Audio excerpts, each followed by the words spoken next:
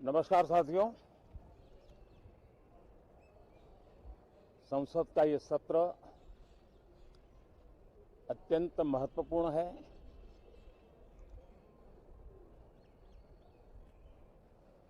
देश आजादी का अमृत महोत्सव मना रहा है। हिंदुस्तान में चारों दिशाओं में से इस आजादी के अमृत महोत्सव के निमित्त रचनात्मक, सकारात्मक, जनहित के लिए, राष्ट्रहित के लिए सामान्य नागरिक अनेक कार्यक्रम कर रहे हैं, कदम उठा रहे हैं और आजादी के दीवानों ने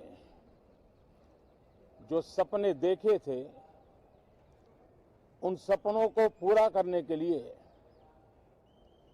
सामान्य नागरिक भी इस देश का अपना कोई न कोई दायित्व निभाने का प्रयास कर रहा है। ये खबरें ये अपने आप में भारत के उज्जवल भविष्य के लिए शुभ संकेत है। कल हमने देखा है, पिछले दिनों संविधान दिवस भी नए संकल्प के साथ संविधान के स्पिरिट को चरितार्थ करने के लिए हर किसी के दायित्व के संबंध में पूरे देश ने एक संकल्प किया है। इन सब के परिप्रेक्ष्य में हम चाहेंगे, देश भी चाहेगा, देश का हर सामान्य नागरिक चाहेगा कि भारत का संसद का ये सत्र और आगे आने वाले भी सत्र आजादी के दीवानों की जो भावनाएं थी, जो स्पिरिट था, आजादी के अमृत महोत्सव का जो स्पिरिट है, उस स्पिरिट के अनुकूल संसद भी देश हित में चर्चाएं करे,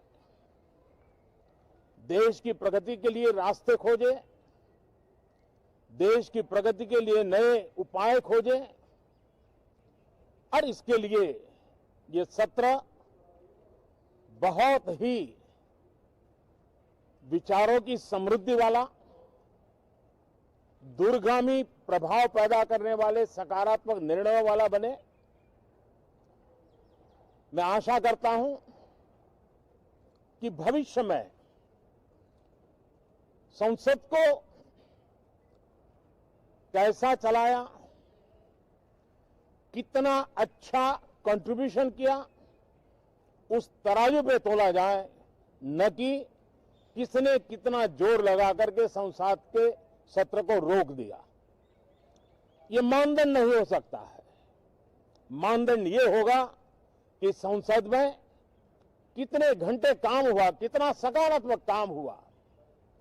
हम चाहते हैं सरकार हर विषय पर चर्चा करने के लिए तैयार है, खुली चर्चा करने के लिए तैयार है। सरकार हर सवाल का जवाब देने के लिए तैयार है और आजादी के अमृत महोत्सव में हम ये भी चाहेंगे कि संसद में सवाल भी हो, संसद में शांति भी हो। हम चाहते हैं संसद में सरकार के खिलाफ, सरकार की नीतियों के खिलाफ जितनी आवाज प्रखर होनी चाहिए हो, लेकिन संसद की गरिमा, स्पीकर की गरिमा, चेयर की गरिमा, इन सब के विषय में हम वो आचरण करें जो आने वाले दिनों में देश की युवा पीढ़ी को काम आए। पिछले सत्र के बाद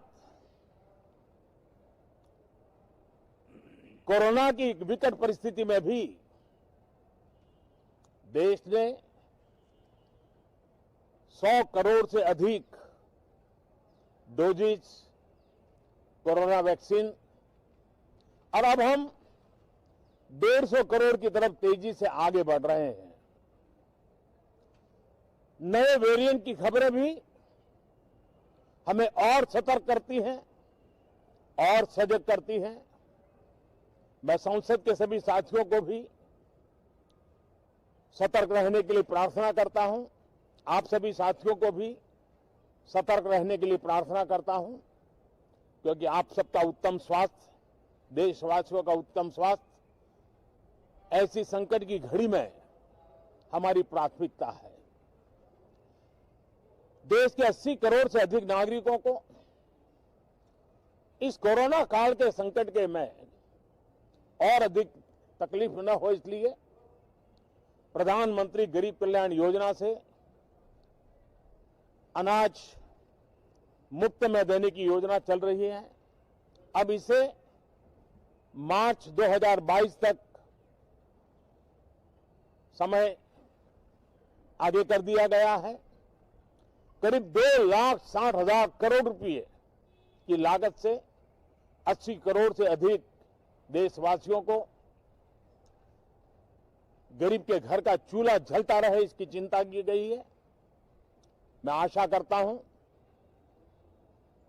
कि इस सत्र में देश हित के निर्णय हम तेजी से करें, मिलजुल करके करें, सामान्य मानवीय की आशा अपेक्षाओं को पूर्ण करने वाले करें, ऐसी मेरी अपेक्षा है। बहुत बहुत धन्यवाद।